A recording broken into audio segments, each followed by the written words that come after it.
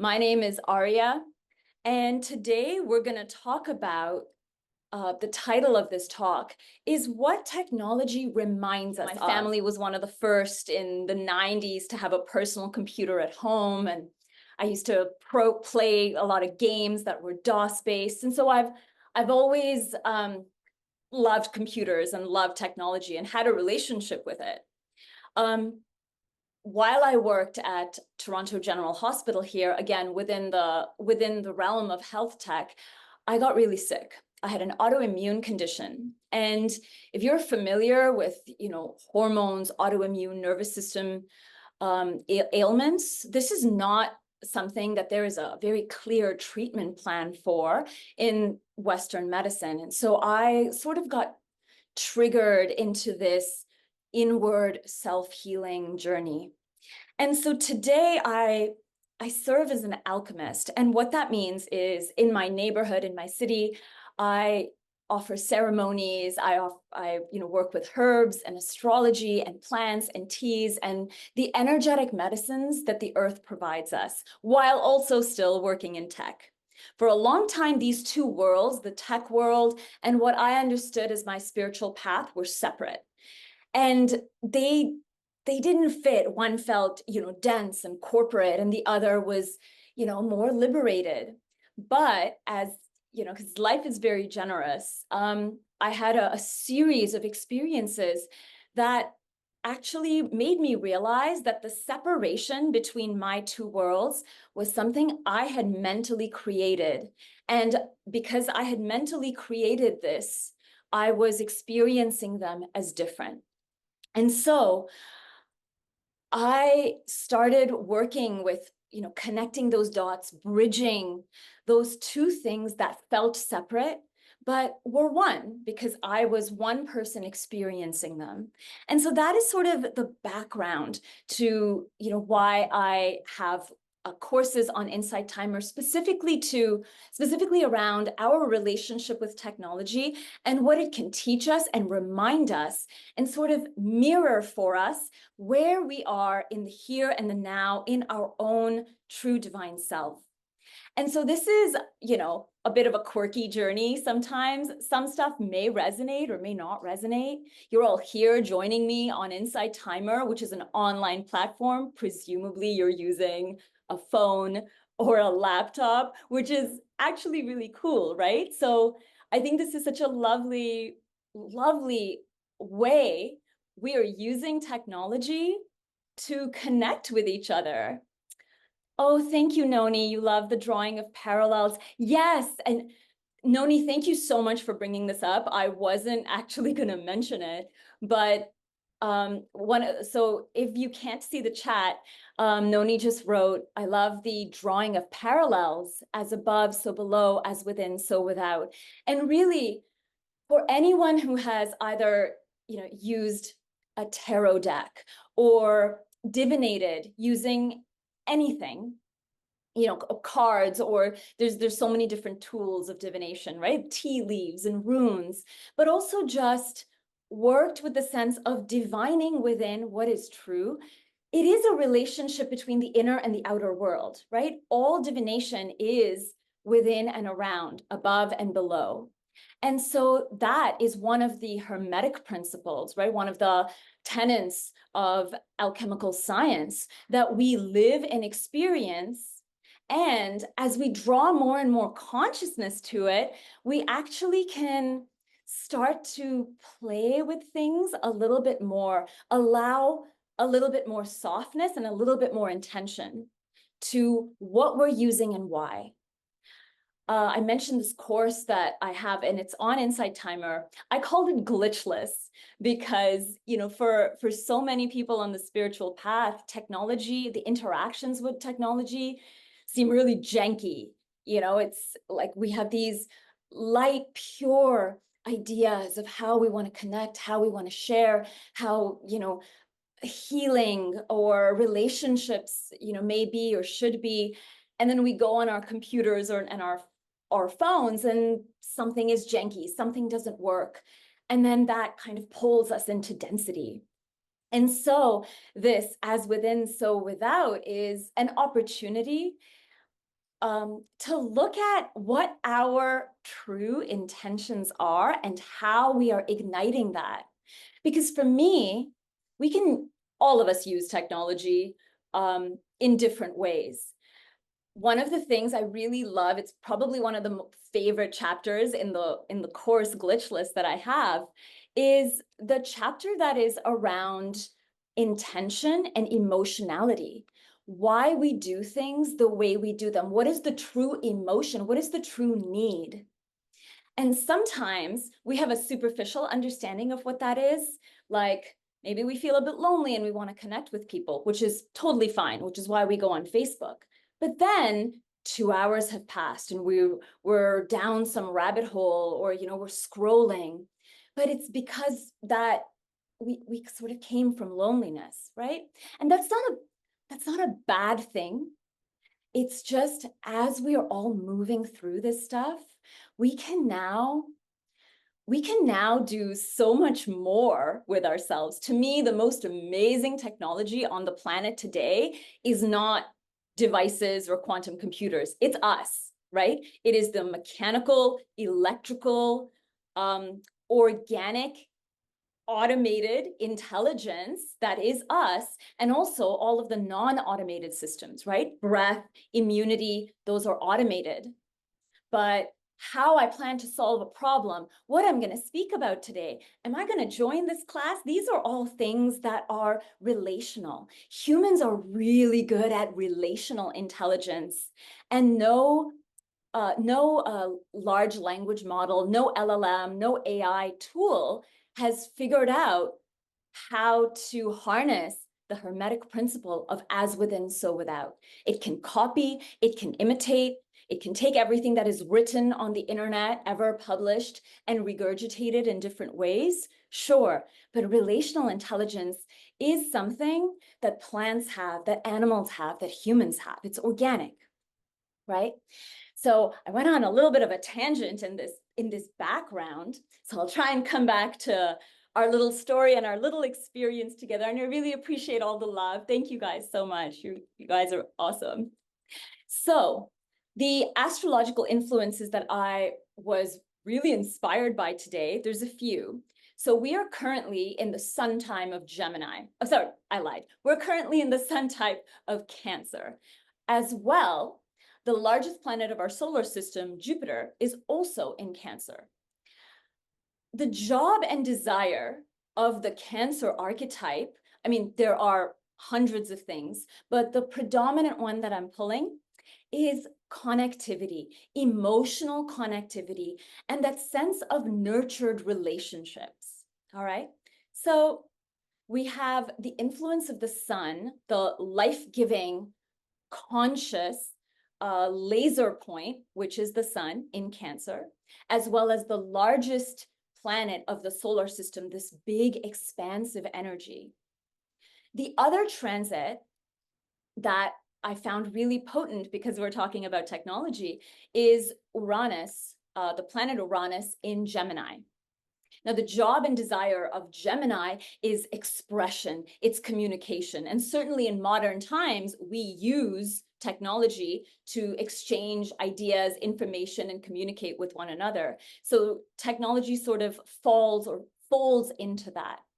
Uranus is a planet of revolution, right? So changes. Whenever Uranus is, and I should say, because it is so far from the sun, Uranus is in a sign for about 7-8 years, give or take. So it is a long time. It's considered a generational planet. So we are now in a time where Uranus has left the Earth sign of Taurus and moved into the air sign of Gemini, where now for the next better part of the decade, there's going to be a lot of emphasis, maybe influences on how we are thinking, those Gemini attributes, how we're thinking, how we're expressing, how we're communicating, the intention, the thoughts and the beliefs that ignite our desire to connect or communicate, whether online or offline. So all of that and more is subject to a little shaking. Uranus does not believe in slow, steady changes. It's very much, like lightning striking, crackling energy. It's disruptive innovation is a really good way of putting it. So I've been using some of these as inspiration to share a story of how understanding the technology of how something works actually helped me with connecting to myself in a different way. And I mean that sort of inward connection, right? So I'm going to share this little story. And please, as I'm talking, I would love comments and stuff like that. Um, oh, hi, Catherine. Appreciate this talk offering. Have a regular chi therapy class about to start. Oh, yeah, of course. Yes, this will be recorded. And please DM me. I will tell you where it's posted. So yeah, absolutely. This will be available for after. Thank you for popping in and joining us. All right. So the background of this story is at one time I was, as I mentioned, working at the hospital doing all this, tech stuff. And then I was also, working with herbs and plants and astrology, learning to heal myself.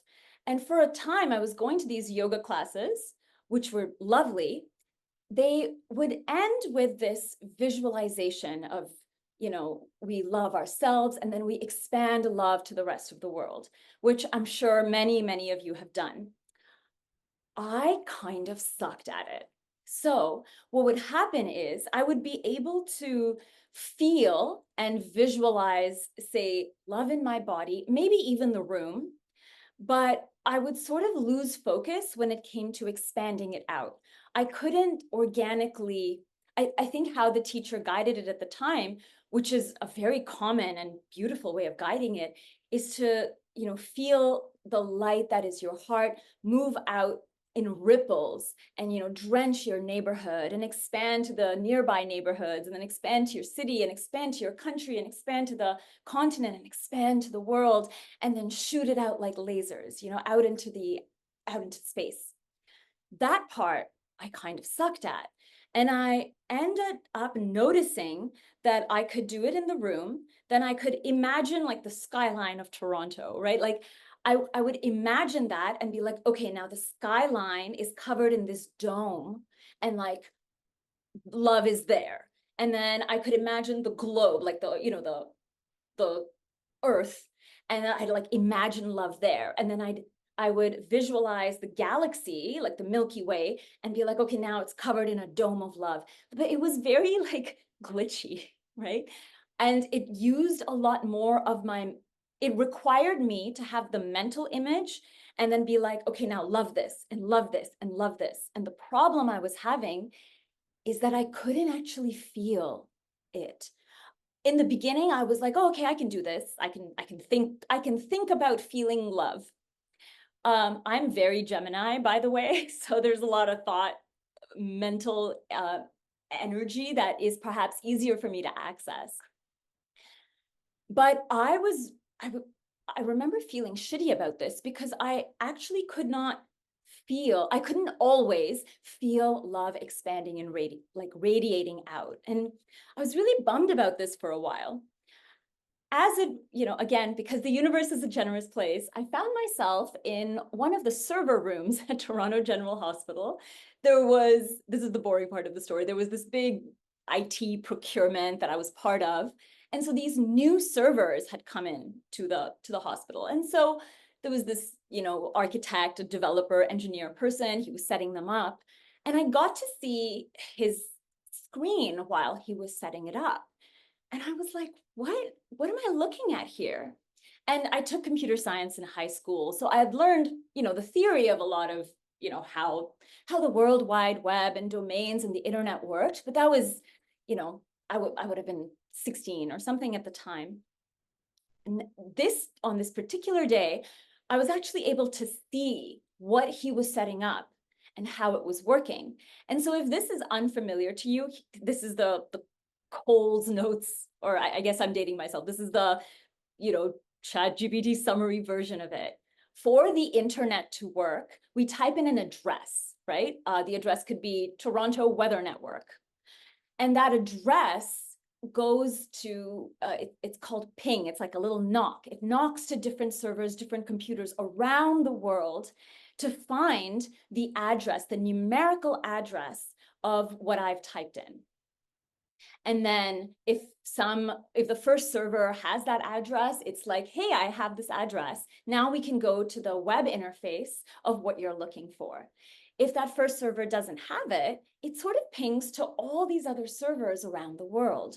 And so in a sense, even if I'm sitting here in Toronto and I'm searching on the internet for something local, like Toronto Weather Network, or my local butcher down the street who's just a few blocks from me, it actually pings, contacts, connects with many servers, many computers around the world to get me that information. And it was one of those really bizarre moments. As I saw him setting it up, something in me clicked. And I didn't actually know what it was, but when I went back to that yoga class, I started experimenting a little bit. I started trying a few different ways. So what I had been doing was visualizing city of Toronto, province of Ontario, country of Canada, the world, the galaxy, and being like, here is a bubble of love. But in so doing, I would disconnect from my felt sense. But what I started to do was think about this as a way of accessing information, kind of like what the web URLs do, right? Like when you're looking for domain names. Here's the beautiful thing. Humans have memory and feeling. So I remember on a particular, I think when I had gone back to this yoga class and we were sitting in this yoga practice, I started dreading the guided love meditations at the end because I was like, oh my God, I'm bad at doing this. But on a particular day, I tried this new thing, and that is the thing we're going to try together later on today. I recalled feelings of places I have been. The house I grew up in, the last few places I went on vacation, airports, beaches, forests, friends' houses. And I started accessing those memories. And along with the memories, the felt experience, the felt sense of what I felt like, right? Memory is an interesting thing because a lot of our traumas live there. And that is absolutely true. Alongside all our accounting of our nourished, beautiful, joyful, delightful experiences also live there. Memory itself is a repository of our experiences and our emotions towards those experiences. And I started doing that. And what I realized was so when we do meditations like this, love meditations, peace meditations, we draw on love, we draw it into our bodies. And that love is, everything that orbits us. Or, if we're doing that visualization where our roots are connected into the core of the earth or into the heavens, we have this action of drawing in that love that we are. And then we put it out into the world in, whatever way. And this was a big key that I was missing. When I had initially started doing those visualizations, I was using my mind because I hadn't yet figured out that, URL pathway sorry, I have terrible tech analogies. You must forgive me. But I hadn't figured out the most efficient, the most ideal and efficient pathway to emotionally connect in the way I had wanted. And so I was utilizing my mind, and our minds are amazing and brilliant, but they're not good at unconditional love, right? That is the domain and the realm of the heart.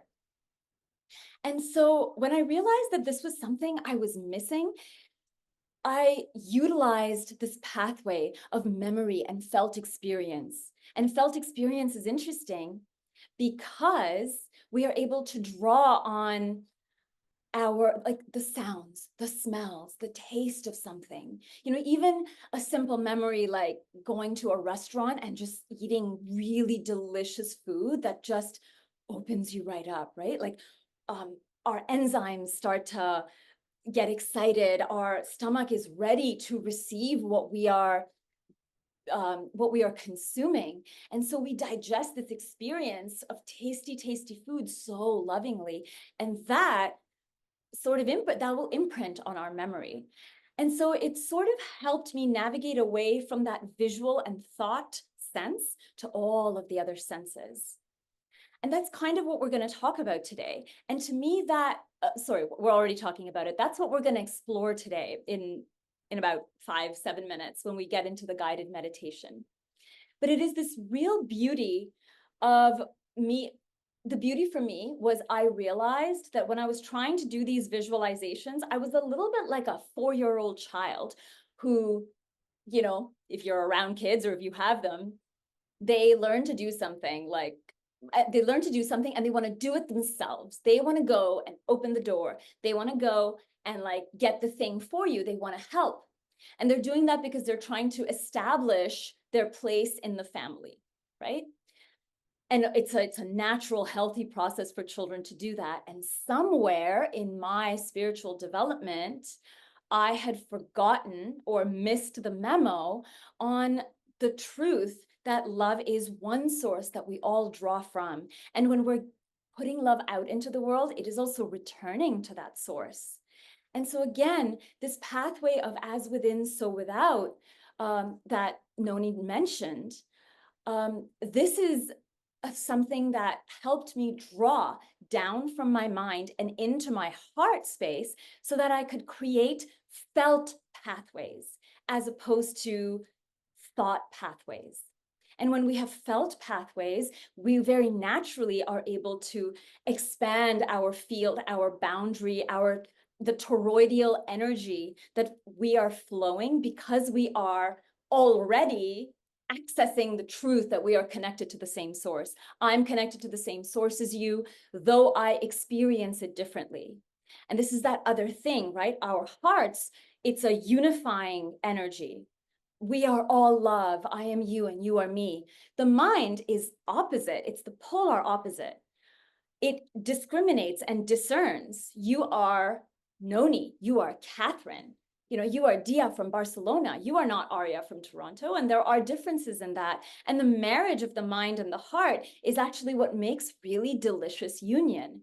Because one of the other Hermetic principles, the law of polarity, states that opposites, so separation and unity in this case, are actually the same energy. They're just expressed in different degrees. And this law states that all opposites can be reconciled. And again, astrology is a really, really good expression of this. So how I was actually taught astrology was there are 6 signs, not 12, but each sign is an energy that has a pole, making it 12. So as a Gemini, I am a person born on the Gemini side of the Gemini Sagittarius pole. We are in Cancer season and we are expressing Cancer energies on the Cancer Capricorn pole, and the opposites are to be reconciled. It is, thank you for saying that, Ginger. I find this exceptionally fascinating, right? And again, my day job is in tech. And like my evening job is in spirituality. But you know, as an alchemist, as a mystic, these are the ways I kind of try and connect the dots a little bit in my head so that they can settle and unify into my heart. So I'm going to wrap up the talking bits of this just to say that when we're looking at this new transit, right, Uranus in Gemini, I mentioned it's a revolution, or I would say perhaps it's more correct to say that the planet Uranus is very connected to the spirit of revolution, sudden disruptive change. And I've seen some astrologers comment that this is going to be a tech revolution, which I don't think is wrong in a sense, but personally, my interest is in the revolution that lies within the technology of the human, how we are thinking, how we're accessing our desires and intentions and alchemizing, transmuting them into thoughts and actions, how we choose to connect with each other and exchange ideas, the capacity that we have to accept oppositional views, right? Like that is so tough. That is sometimes impossibly hard. And yet, in the spirit of this Uranus and Gemini transit, ideas, opinions, where people are coming from, life experiences, lived experiences, how we express, all of that is so polarized. It's so different. And yet, an opportunity exists to harmonize that in the oneness and the love that we already are. So this is this particular Uranus transit is so massive and medicinal for all of us right now. Sandy, astrology is ancient Greek mythology. Yeah, exactly, right? Like, and again, like this is when I say astrology, but it's, you know, Western, like I'm talking more about Western astrology. There are the traditional Chinese medicine, like TCM, that the entire architecture of that. There's the, you know, the Chinese, the Asian astrology or the Chinese astrology. That's the year of the pig, year of the snake, things like that. I am less familiar. And the beautiful thing is, like, to me, as different as a lot of these different astrological architectures are, they're only different because they came from China, they came from India, it's, you know, the First Nations medicine wheel, or they came from ancient Greek or Rome, or they came from ancient Egypt, or the, you know, the pagan or the Scandinavian in parts of the world, like, you know, whatever, different parts of the world. But each of them honor the elements. Each of them acknowledge, you know, the 7 to 9 planets of the solar system. So back in the day, like thousands and thousands of years ago, before these ancient civilizations were connected, they experienced the stars and astrology similarly and differently because of where they were on the globe. And I find like that, yeah, the Celts were amazing too, of course. Like there's so many I'm not mentioning, right? Angie, sorry, off topic. Is the picture behind you the old man? Oh, that is off topic. No, that's just my friend who's a great photographer went to Scotland, and these are pictures he took. He's a really talented photographer. But I will tell him you thought it was the Isle of Skye. It might actually be the Isle of Skye. Oh, sorry, April, you have a question. We're drawn to light. Could that be why we're drawn to technology? Wow, April, that is a good question. I wish I had like 20 minutes to answer that. There's okay, I will really try and be brief. We I can't really cover this today. There is a notion, and I'm sure you guys have heard of this. There's the, you know, the light and love that we are, and then there's false light, right? And false light can be an analogy to false teachers, or, you know, maybe like religious institutions that have maybe gone a little bit wayward or creepy, or you know, we can have false light anywhere, right? Even personally, like if I'm like, I am a healer and I am the best healer ever, and all of you should like come to me, like I may be more attached to falsehoods. That absolutely exists. It could very well be. I'd probably say you're more right than you know. I would also offer that emotions are dense, right? Like we're in Cancer season, it's hot, peak summer. A lot of stuff rises in us. So we are often attracted to things that remind us of maybe our higher potential. So if you could say that we are attracted to false light because we know there is light, but it's almost like we're in a room. Actually see this as a progression, right? Like when someone is not awake, they're like fully asleep, so their eyes are closed, they're in perfect darkness. Then someone turns on a tube light, right? Or like a bedside table lamp. And it's a small light, and then you're like, whoa, and your eyes start to adjust from perfect dark to a little bit of light. It is very possible, and it's common. It happens to all of us. You know, it's 100% happened to me, just to be completely honest.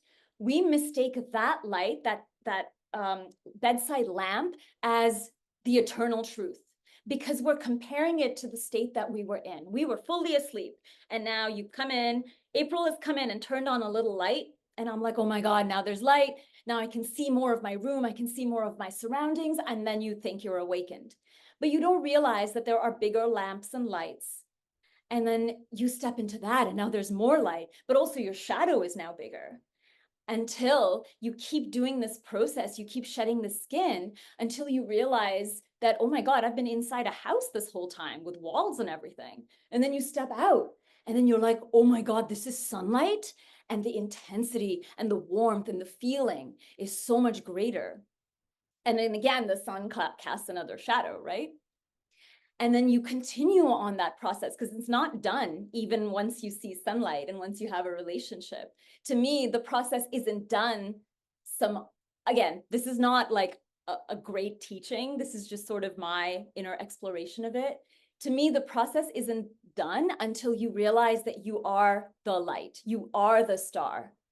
And so until then, sure, we're very possibly drawn to false light in many different ways, right? False light could be technology and screens and like that, those dopamine hits, like the entire chemistry of us with our eyes, light, brain, and nervous system communication that gets excited because we're looking at screens, right? Like there's a lot of people who are much smarter than me and understand brain chemistry have written volumes around that. But that is an amazing and incredible question. And I'm so, so glad. Thank you for asking that, April, really.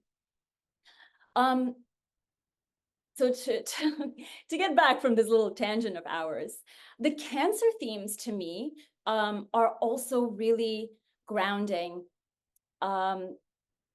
Because grounding in the sense, right? Like we want to ground our thoughts, our mind into our heart. So with these Cancer themes, the planet Jupiter stays in a sign for about 13 months. So with all this Uranus in the mind, Gemini, technology, how our thoughts exchanged, type of energy, we are starting that grounded a little bit in the waters of our bodies and the waters of our beings. And that can be messy, right? Because emotions aren't like cool and easy breezy. And so again, like the course I have, Glitchless, which I'm kind of proud of, guys. There's a whole chapter on the emotionality that ignites so many of our choices. And our unconscious stuff lives in our emotional bodies, right? So the zodiacal archetype of Cancer is related to the moon. It is related to the waters of the earth, the tides, the ebbs and flows, and what we learn as we learn to surf our emotions. So, and why is this important? This is important because intentionality comes into play. If you look at technology, any technology, right? The telescope, the job of technology is to amplify what already is, right? So, back to our example, the thing that April brought up, like with screens and things like that. If what is true and present in me is isolation, loneliness, self-doubt, I don't have any friends, and using that, I ignite on a process to find friends on Instagram or Facebook.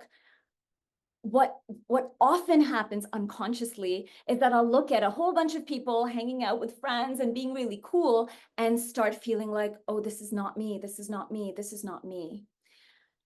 That happens because we have unconsciously created a reality, and then our lived experience through technology in this case, which is now amplifying it, keeps showing us this little unconscious hairball. In those moments, and again, addictions are not easy. There's emotionality, there's chemistry, there's nervous system stuff. Like it's a whole body of work, and it's not easy breezy at all. While that is true, we as humans, because we're good at relational intelligence, we get to recognize emotional patterns. And doing something one-off once a year randomly, sure, whatever. But if this is over and over again, if this is in fact a pattern we recognize, then as easily as the pattern keeps us stagnant, the medicine is often right next to it. So the medicine of Jupiter in Cancer is that expanding awareness into our emotional body that teaches us, I heard this phrase the other day, emotional buoyancy. And you want to be emotionally buoyant so that you can surf the waves, but not be pulled and drowned and dragged down by it. Neither do you want to, stay hovering above your emotions, never really feel it, and be in avoidance or mental patterns. One of the herbalists that I really love, his name is Seja. He has an account on Spotify. It's called a plant path. And I think that's where I heard it from, this emotional buoyancy term. So it's a really fun exploration of using plants and herbs and understanding your architecture as well as what's happening in the skies to learn how to navigate this. So I hope this chat was a bit helpful. Noni, sorry, I missed that. Imitation isn't, yeah, preach. Yeah, 100%, right? Like we learn by 100%. Children learn by imitation. Absolutely, absolutely true. So if you're ready now, we might, just a note on time, we might go a little bit over if that's okay. If you need to drop off, this will be recorded. There is a YouTube channel that I post just the recording bit on. So you can absolutely catch up or, finish this if you want to. But I thought we would end, before you guys go out and enjoy the days and the weekend that you have.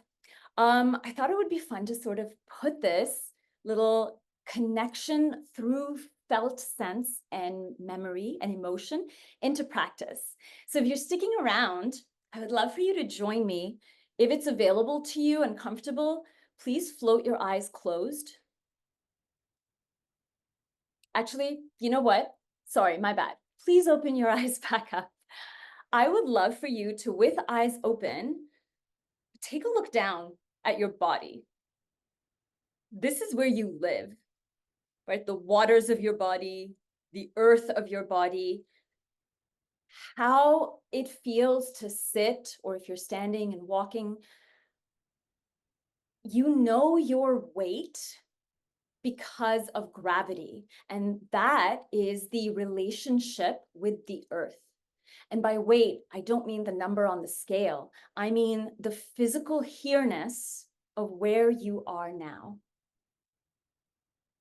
And as you breathe, the alchemical cauldron of your respiratory system is taking in air, converting it into life-giving breath. And then as you exhale, breath becomes air again. We are, every single one of us, in a permanent dance with the elements of the natural world. So I'd love for you to, with eyes open, look at your body, your hands, your thighs, the front of your body. If you need to stretch, and do a little spinal stretch back, maybe you can see more of your body. As you are seeing it, see if you can also feel it. Feel into your back, feel into your sides. Make whatever necessary movements with eyes open. You can move your neck, see how it feels in space in reference to where your hips might be. If you're standing, without necessarily changing anything, see if you can feel where your hips are in reference to your ankles and knees, where your shoulders might land, where your head might be. If you're looking at a screen, it might be a little bit more forward. So see if you can relax it. Instead of just moving back physically, see if you can relax it and let it find its perfect, comfortable spot. This kind of feels a little bit like Tetrising your back body to like perfect alignment. Clicks in. And now I would love for you to look around you, whatever is in your immediate orbit. And with eyes open, but with soft eyes, I invite you to look around you and draw into your body whatever you feel is beautiful.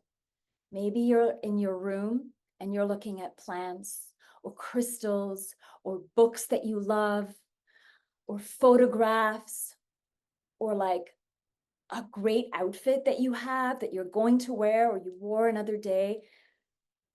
The colors of where you are, the sounds. If you're out and about and you're walking around while you're listening to this, see if you can draw in the beauty of your environment. And you can absolutely align this to your breath as you inhale, almost like you can inhale the sounds of the birds, the rustling of the trees, as if you can inhale the light and the warmth of the sun. And material beauty as well, right? Beautiful imagery or photos. If you have a lovely tapestry, if you're in your car or you're in someone else's house, maybe you draw in the beauty and safety that is the automobile that you are in, the home that you are in, the kitchen that you're in. You get to determine what is beautiful, and you get to draw it in and cultivate a little bit of appreciation. See if that softens you and softens you into your back body a little bit more. And you can take a couple of deep spiral breaths, opening and expanding your rib cage. Maybe even deeper into your hips. And whenever you feel it's the right time, you can float your eyes with very little effort, closed. And just come into yourself. We're going to be here for about 9-10 minutes. With your eyes closed, see if you can draw in spaciousness and different qualities of love from the darkness. When our eyelids are closed, there is no light from the outside world coming in.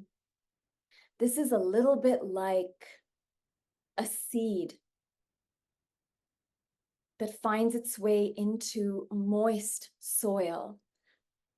And it hasn't sprouted yet, or it's just sprouted, but not enough to break ground and draw power from the sun. This seed draws nourishment from the dark, from dark, rich soil.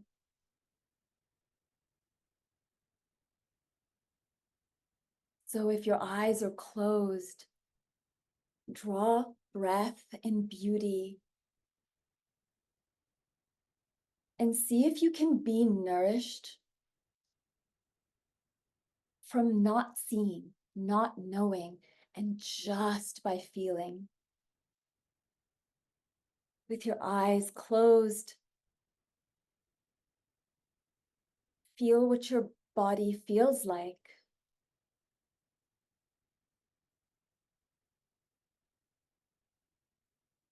And evoke from within a sense of appreciation for your true home on this planet, which is your body, your first home.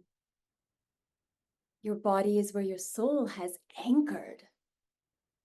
So regardless of how you usually feel about yourself, let this, give yourself permission for this to be amazing.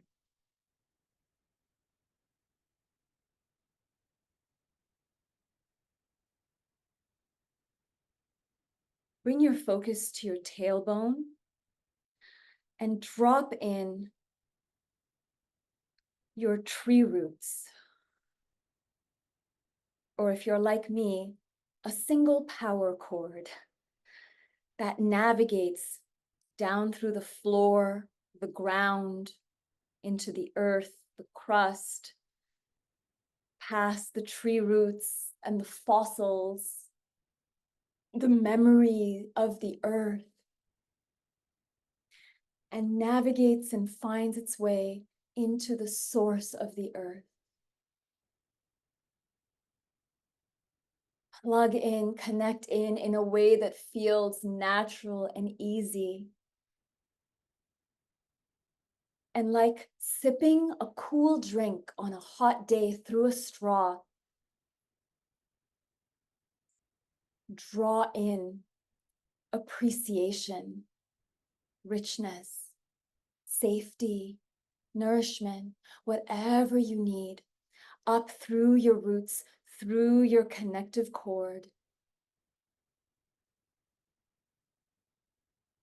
And like a delicious drink, let your body be hungry for this. Let your body sip and savor this. Follow it up your tailbone. Drench and sate yourself in light, in love, in sweetness, as if every cell in your body is drinking in connectivity.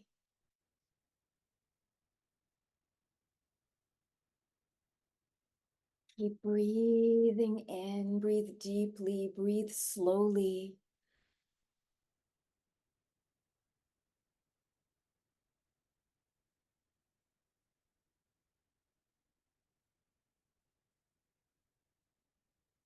Draw this up your body.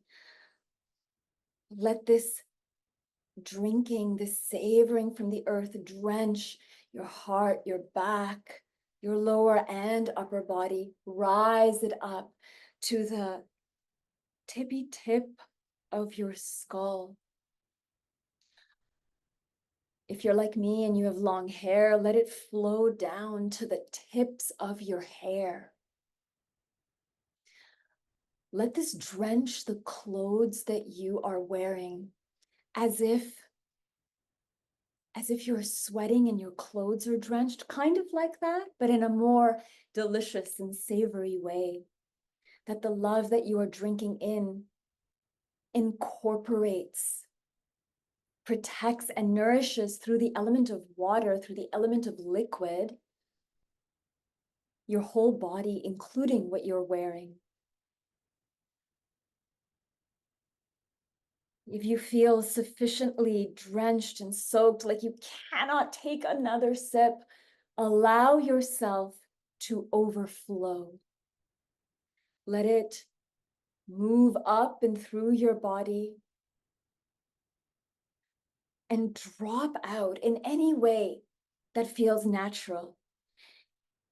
You could feel yourself as a fountain, drawing energy up and letting it fall. See if you can enjoy that, smile at it, appreciate it. It's not every day that we become fountains of luxurious, loving, earthly energy. Take a few breaths to stabilize here. Inhale and exhale. And now, while maintaining this, I will invite you to use the magnificent tool or the technology of your memory.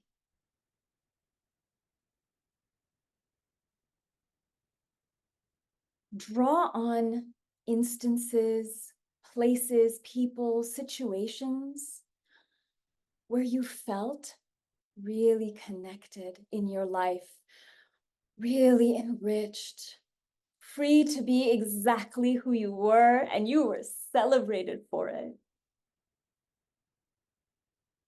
A birthday, a camping trip, a chance encounter with a stranger at an airport, a beach somewhere,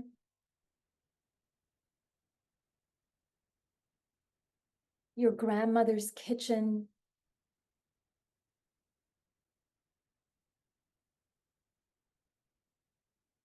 while maintaining your fountain, you are also accessing these memories, and they're showing up like dewdrops around you.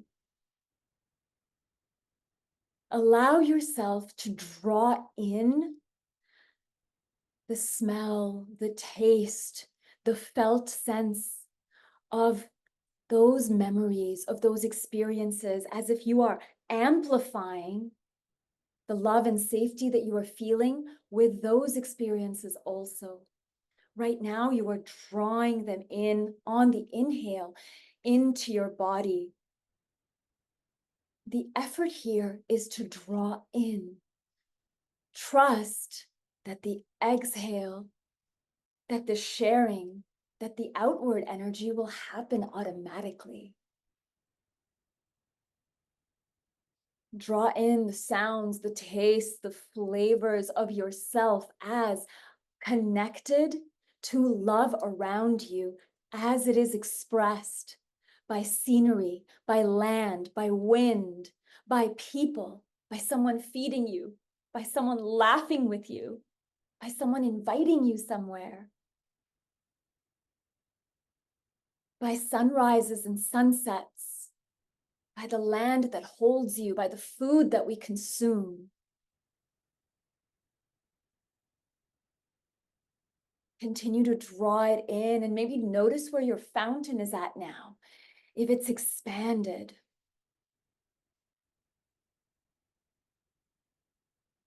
And now, as if you are omnipotent, see yourself in each of these memories. They are yours, and you were in fact physically there, which is why you have these memories. And so now, even though you are sitting or standing or walking in a particular place today, you are also in these memories, drawing in love and connection. And now on the exhale, exhale out this fountain that you have created into these memories as well. The emotional body is not linear. And so as you are now focusing a bit more on the expansion, on the release, on the outward, this is happening where you are currently sitting or standing. And in parallel, it is happening in your memories. Drench the people, the moments, the situation, the kitchen counters, the physical, material things that are part of these memories as well. Wherever you're sitting, whatever you had drawn beauty from in the room or the place you are in, see now if you can drench it in the love that you drew from them, in the beauty that you drew from them. Allow yourself to overflow in 1,000 different ways with perfect knowing that you are connected to infinite source. You will never run out. It is not possible. As you continue to breathe in and exhale the overflow that you are, maybe your memories expand. Maybe your field naturally expands. If you're someone who has traveled a lot, perhaps your memory includes moments in those spaces, those people, those cultures, those foods, those plants, those trees, that weather bubble, right? Like the climate of the area, the types of birds and animals and sea creatures that live there, the people, the cultures, the ancestors, their history. Through the realm of human memory, we are more expansive and more connected than we can ever rationally know.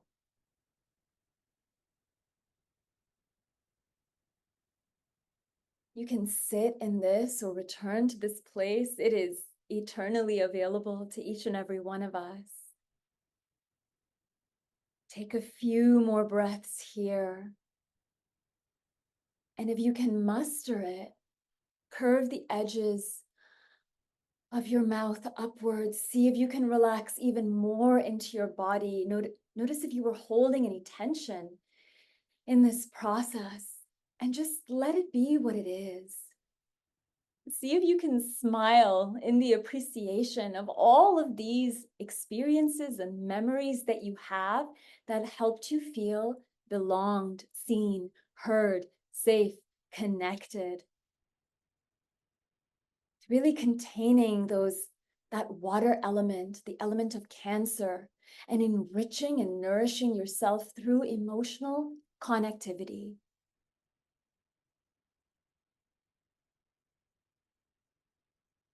Take a couple more breaths into your body and your currently expanded form.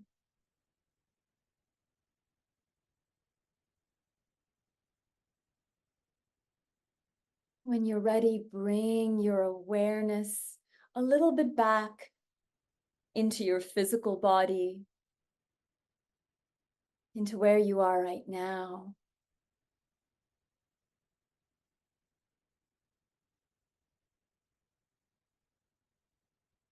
When you're ready, you can float your eyes closed, and I will remind you that this that you have created will stay with you as long as you stay with it. I don't want to talk too much, even for myself, with what we've created together. So we're almost at the hour. I thank each and every one of you for being here, for spending this Saturday afternoon, morning in Eastern Standard Time, evening in Europe, and wherever you're joining from. You created this. You accessed your memories. You are this love. We are all as connected as we believe we are. I heard this somewhere recently, and I cannot for the life of me remember where, but it's somebody else's wisdom. And regardless of how we connect with people, whether online or offline, however we choose to do it, there are thousands of ways for humans to connect with one another. And I hope to draw your enthusiasm and your joy into this rising energy that we are learning to connect with each other in new and different ways as humans walking on Earth. I'll end with that. I wanted to really, once again, thank each and every one of you for joining me today, for co-creating this with me, for bringing your incredible questions, your beautiful energy, for recognizing that we are truly incredible beings in a challenging but incredible time with so much juicy potential. I will have this recording posted on YouTube. If you can't find it for whatever reason, please message me on Inside Timer. I have free tracks. I have a paid course called Glitchless, and I may take a hiatus for the rest of the summer, but I will return with these lives, and hopefully we can connect again. I honor you. I thank you for your journey and sending you all so much love. You are now part of my memory.